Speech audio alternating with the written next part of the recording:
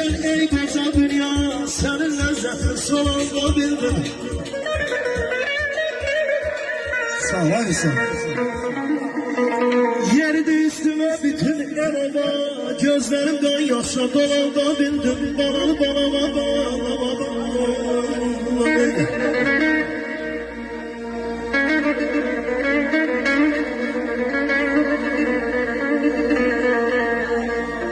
Bal tavarlı ezek değil, insan sırarlı meslik değil. Deyirəm atanın ananın ne çəkdiyini, özün vadel alanda bildim. Ölürəm o ceylan. Güzel. Buyur kardeş. Sen bir şişer oku. Ben okuma senden öğrenmişim değil. Bilirsən mi ata kimdir əzizim? Bilirsən mi atan kimdir əzizim? Sən onu atasız olandan soruş. Körpə yaşlarından boynunu bükür. Her şeye tamazlı qalandan soruş. Əyninə bir nimdaş paltar giyəndə, tapdığı tikəni xəlbət yiyəndə, qonşuda bir uşaq ata deyəndə, gözləri bulut tək dolandan soruş.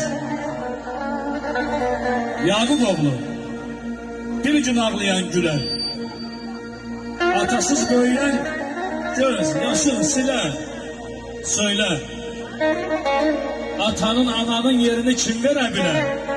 Sen onu öz doğma babandan soruş.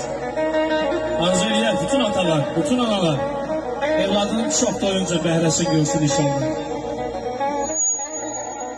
Oğul evlendirip kız götürsün, nəvə oynasın.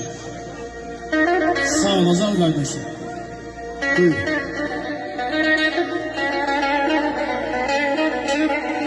Eşk olsun. Misal canı, parmakların var olsun.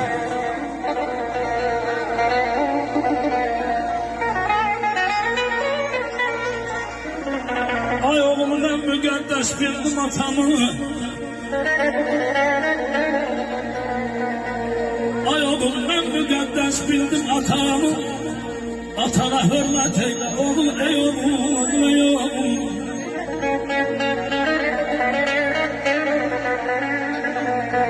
Səhvimi öyrənmə bana qurbanım oğlum, yaxşı adətimə gəl adət eyle.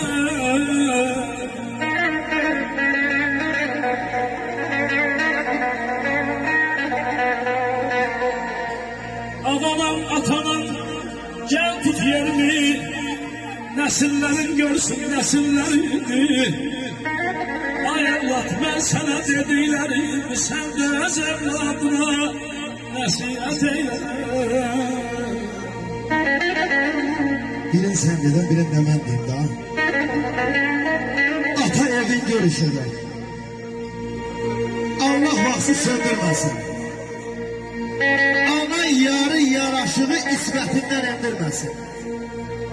Ata evde gül seslidir. Ana nurdur, nur seslidir. Hem de evlat heveslidir. Evlat acı dindirmesin. Ata ruzu hareketi, ana bini bereketi, zeki İslamlı serveti hicran ata mindirmesin.